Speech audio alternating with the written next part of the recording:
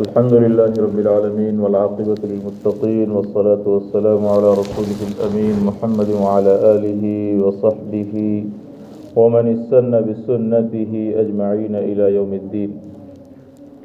أما بعد فأعوذ بالله من الشيطان الرجيم. بسم الله الرحمن الرحيم.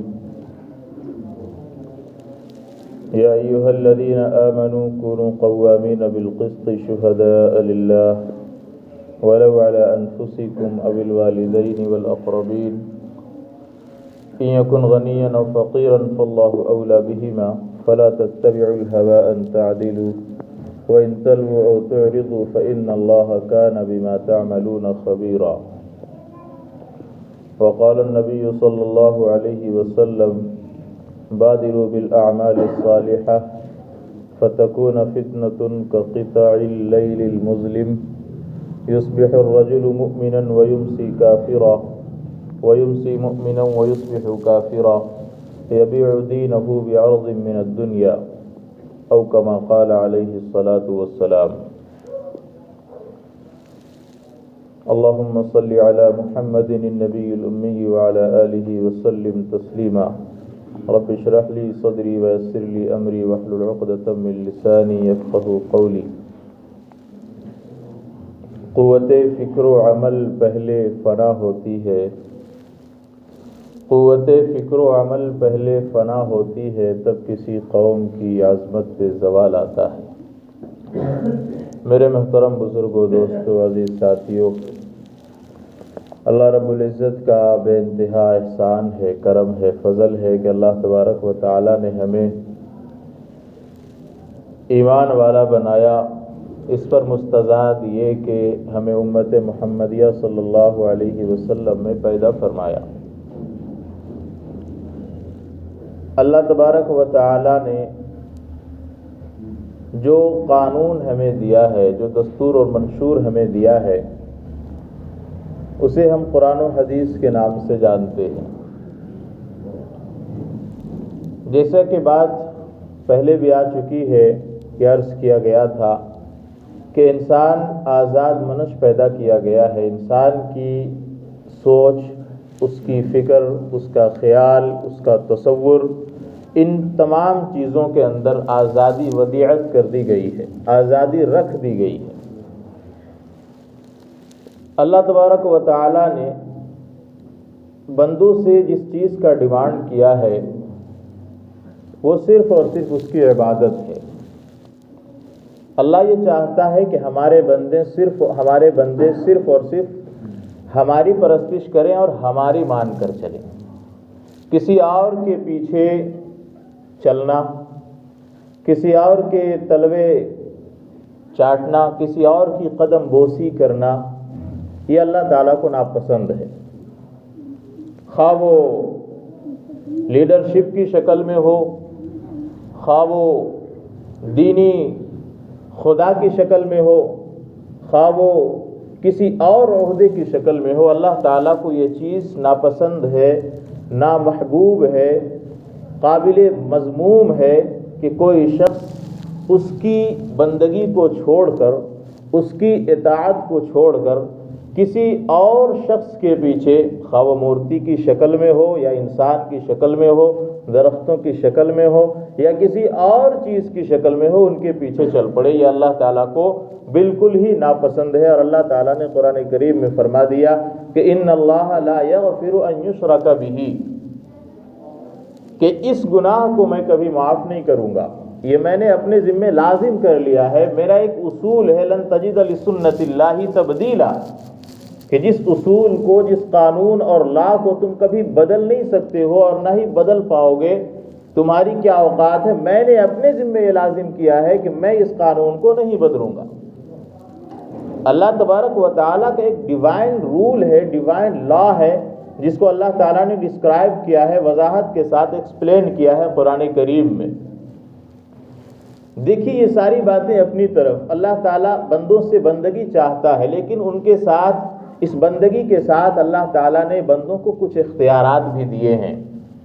ان اختیارات کا استعمال کر کے بندے اپنی زندگی کو، جو عارضی زندگی ہے، جہاں ہمیشہ انسان کو رہنا نہیں ہے، اس دار فانی سے ایک نہ ایک دن کوچ کر جانا ہے، یہ ہمارا اور آپ تمام کا عقیدہ ہے، اور اس عقیدے کے بغیر ہمارا ایمان مکمل نہیں ہوتا۔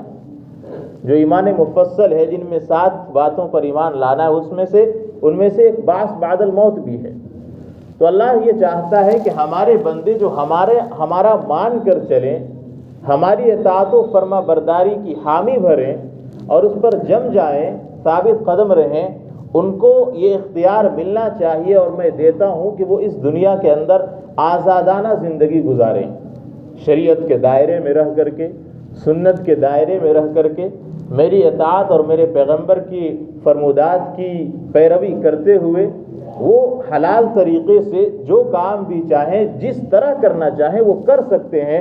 شرط یہ ہے کہ وہ طریقہ حلال ہو، وہ روش حلال ہو، ان کا کام کرنے کا جو رنگ ڈھنگ ہے، انداز ہے، اسلوب ہے، وہ حلال ہونا چاہیے۔ That's it. اللہ تعالیٰ اس سے زیادہ کچھ نہیں چاہتا ہے۔ اللہ کے رسول علیہ السلام نے فرمایا الدین یسر، دین تو آسان ہے۔ یہ ہم اور آپ ہیں جنہوں نے اس دین کو مشکل بنا دیا ہے کہ بھائی ہم سے یہ نہیں ہوتا، یہ نہیں ہوتا، فجر کے وقت کیسے ہم اٹھ پائیں گے، اور رمضان کے روزے ہم سے کیسے رکھے جائیں گے، اور ہمارے پاس اگر ہم حج کو چلے گئے تو ہماری شادی بچیوں کو کون کرائے گا۔ یہ سارے وہ بہانے ہیں جو ہم نے اپنے اوپر امپوز کیا ہے، مسلط کیا ہے۔ اور یقین مانے آج جو معاشرے کے اندر برائیاں ہیں، خرابیاں ہیں، فسادات ہیں، جن فسادات نے آج ہر ایک شخص کو جینا محال کر دیا ہے، اس کی زندگی اجیرن کر دی ہے۔ معاشرے کے اندر جتنی برائیاں ہیں جو ہمارے لیے آج بہانے بنتے ہیں، وہ ہمارے اپنے کریٹڈ ہیں، ہمارے اپنے تخلیق کردہ ہیں، ہم نے انہیں پیدا کیا۔ ادروائز اللہ تعالیٰ نے تو دین آسان دیا تھا، رسول اللہ نے جو ہمیں دین بتایا تھا، جو سکھایا تھا، وہ دین آسان ہے، اور آسان کا مطلب آسان ہی ہوتا ہے۔ لیکن آج ہماری حالت دیکھیں کہ ہر قدم قدم پہ ہمارے ساتھ مصیبت آن پڑی ہے، مصیبت لگی ہوئی ہے۔ من جملہ ان مصیبتوں کے کچھ مصیبتیں ایسی ہوتی ہیں جو انڈیویجول لیول پہ ہوتی ہیں، انفرادی، آپ اسے کہہ سکتے ہیں کہ انفرادی حیثیت سے ہم اسے بھگت رہے ہوتے ہیں، اور کچھ مصیبتیں ایسی ہوتی ہیں جو مجموعی طور پر ایز اے کمیونٹی ہم اسے بھگتتے ہیں، اور ان سے ہمیں دوچار ہونا پڑتا ہے۔ اللہ تعالیٰ نے جو آزادی کا پرچم ہمیں تھمایا تھا، اور جو آزادی کا پروانہ ہمارے لیے رسول اللہ نے سنایا تھا، ان آزادیوں کو، اس آزادی کو حاصل کرنے کے لیے ہر زمانے میں طاقت کا استعمال ہوا ہے۔ طاقت کی شکلیں مختلف بدلتی رہی ہیں۔ ہر زمانے کے لحاظ سے آپ دیکھیں گے کہ ایک زمانہ تھا کہ جب آزادی کے حصول کے لیے تیر و تفنگ کو بلند کیا جاتا تھا، ان کا استعمال کیا جاتا تھا، نیزے اور تلوار نکلتے تھے، اور میدان کارزار میں لوگ نبرد آزما گھوڑوں کے ذریعے ہوتے تھے۔ تو اس زمانے میں یہ چیزیں طاقت تھی، اور اللہ تعالیٰ نے ان چیزوں کے استعمال کرنے کا، اختیار کرنے کا ہمیں حکم دیا ہے۔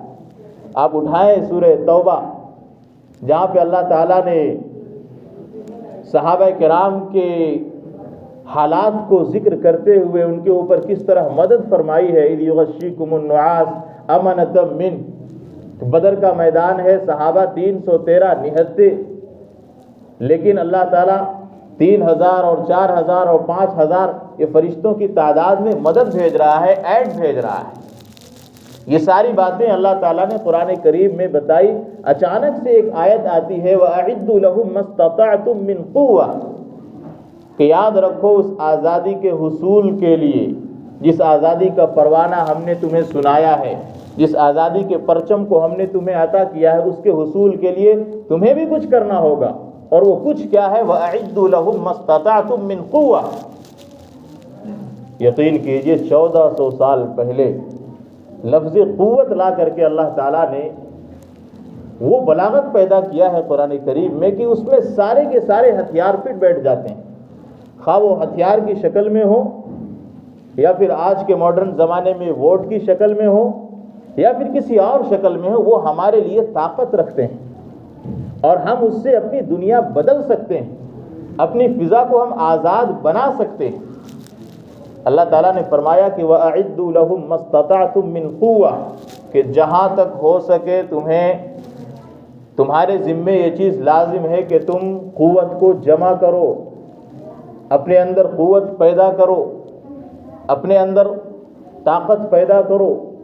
وہ طاقت اتحاد کی شکل میں ہو، وہ طاقت یکسوئی اور یگانگت کی شکل میں ہو، وہ طاقت آپسی انتشار کو ختم کرنے کی شکل میں ہو۔ ان تمام حربوں کو، ان تمام طاقتوں کو، ان تمام حربوں کو تم آزماؤ اور ان طاقتوں کو حاصل کرو۔ ایک زمانے میں وہ طاقت گھوڑے کی شکل میں تھے، پھر جب زمانہ ترقی پکڑتا ہے، ترقی پذیر ہوتا ہے، وقت بدلتا ہے، تو پھر وہی تیر اور وہی تلوار آج اور وہی نیزے آج توپ کی شکل اختیار کر چکے ہیں، آج کلاشنکوف کی شکل اختیار کر چکے ہیں، آج انٹیلیجنس ایجنسیز کی شکل اختیار کر چکے ہیں۔ یہ بھی ساری چیزیں ہماری طاقت ہیں۔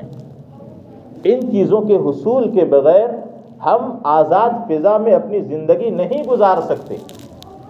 ان کے حصول کے لیے ہمیں تگودو کرنا ہوگا، اور من جملہ ان طاقتوں کے جن کا استعمال سے انسان آزاد فضا میں گھوم سکتا ہے، خواہ وہ معاشرتی لحاظ سے ہو، معاملات کے لحاظ سے ہو، یا کسی اور طریقے پر ہو، کسی اور لحاظ سے ہو، ہر فضا میں انسان آزادانہ سانس لے سکتا ہے ان طاقتوں کے ذریعے سے جن کا میں نے ذکر کیا۔ من جملہ ان طاقتوں کے ایک طاقت ووٹ ہے۔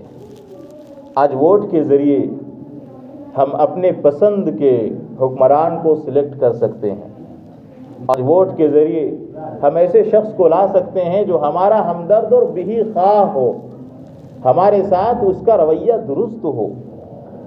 اسی مناسبت سے میں نے چاہا کہ چند باتیں عرض کی جائے۔ آج الیکشن کا دن بھی ہے، آپ میں سے بعض نے ووٹ کاسٹ بھی کیا ہوگا، بعض کرنے جائیں گے۔ یہ ہماری شرعی ذمہ داری ہے، ایک فریضہ ہے، اللہ تعالیٰ نے ہمیں اختیار دیا ہے۔ یہ بھی آپ یاد رکھیں، آپ کے پاس جو ووٹر آئی ڈی ہے یہ بھی طاقت ہے۔ قرآن کریم نے جو قوہ کا لفظ استعمال کیا، اس قوت کے اندر یہ بھی آتا ہے۔ آپ اس آئی ڈی کے ذریعے اپنے آپ کو انڈین ثابت کر سکتے ہیں، آپ اس آئی ڈی کے ذریعے ووٹ کاسٹ کر کے اپنے پسند کا حکمران سلیکٹ کر سکتے ہیں۔ تو انڈائریکٹلی آپ جو ہے دین کی مدد کر رہے ہیں۔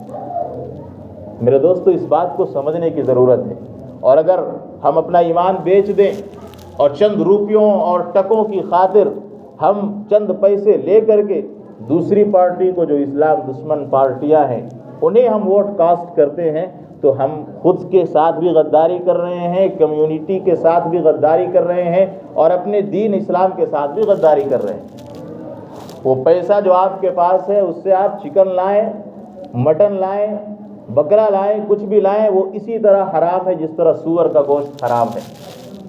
اس پیسے کا خریدا ہوا چکن اسی طرح حرام ہے جس طرح جھٹکے کا چکن حرام ہوتا ہے۔